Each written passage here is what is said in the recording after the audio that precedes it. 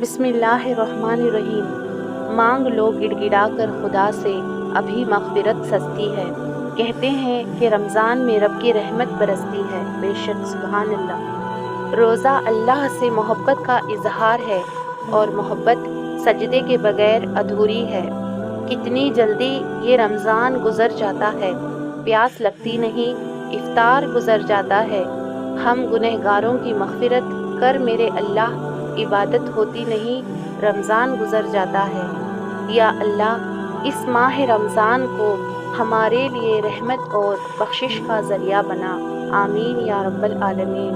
حضرت امام جعفر صادق رحمۃ اللہ علیہ نے فرمایا، روزے دار کا سونا عبادت ہے، اور اس کی خاموشی تسبیح ہے، اس کا عمل مقبول ہے، اور اس کی دعا قبول ہے۔ اس برکت والے مہینے کے صدقے اللہ تعالیٰ آپ سب کی پریشانیاں دور کرے، اور آپ سب کی زندگی خوشیوں سے بھر دے، آمین ثم آمین۔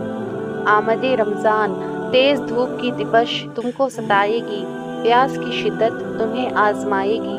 روزے داروں، تم ہر حال میں صبر رکھنا، یہ آزمائش تمہیں جنت میں لے جائے گی انشاءاللہ۔ روزے کا بدلہ، رسول اللہ صلی اللہ علیہ وسلم نے فرمایا کہ اللہ فرماتا ہے، انسان کا ہر عمل اس کی ذات کے لیے ہے، سوائے روزے کے کہ وہ خاص میرے لیے ہے، میں ہی اس کا بدلہ دوں گا۔ افطار کی خوشیاں، حضور صلی اللہ علیہ وسلم نے فرمایا، روزے دار کے لیے دو خوشیاں ہیں، ایک افطار کے وقت اور دوسری خوشی اپنے رب سے ملاقات کے وقت۔ سحری کھانے والوں پر رحمت، رسول اللہ صلی اللہ علیہ وسلم نے فرمایا، سحری کا کھانا بابرکت ہے، اس لیے اس کو نہ چھوڑا کرو، خواہ پانی کا ایک گھونٹ ہی پی لیا کرے۔ بے شک اللہ تعالیٰ اور فرشتے سحری کھانے والوں پر رحمت کرتے ہیں، یعنی اللہ تعالیٰ رحمت بھیجتا ہے اپنے بندوں پر، اور فرشتے رحمت کے نزول کی دعا کرتے ہیں۔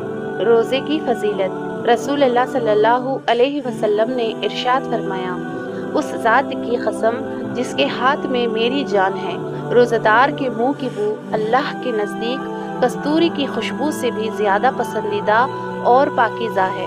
اللہ تعالیٰ فرماتا ہے، بندہ اپنا کھانا پینا اور اپنی شہوت میرے لیے چھوڑ دیتا ہے، روزہ میرے لیے ہے، اور میں ہی اس کا بدلہ دوں گا، اور دوسری نیکیوں کا ثواب بھی اصل نیکی کے 10 گنا ہوتا ہے۔ رسول اللہ صلی اللہ علیہ وسلم نے فرمایا، کیا میں تمہیں بھلائی کے دروازے نہ بتاؤں؟ روزہ گناہوں سے بچنے کی ڈھال ہے، صدقہ گناہوں کو یوں مٹا دیتا ہے جیسے پانی آگ کو بجھا دیتا ہے، اور نماز آدھی رات کے وقت آدمی کا نماز یعنی تہجد پڑھنا۔ روزہ دار کے لیے سب سے بہتر افطاری، رسول صلی اللہ علیہ وسلم نے فرمایا، جب تم میں سے کوئی روزے سے ہو تو اسے کھجور سے روزہ افطار کرنا چاہیے، اور اگر کھجور نہ ہو تو پانی سے افطار کر لینا چاہیے، اس کے لیے وہ پاکیزہ چیز ہے۔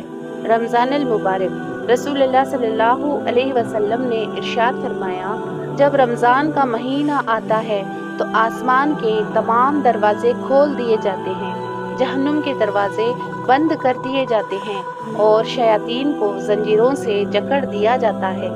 روزے دار کہاں ہیں؟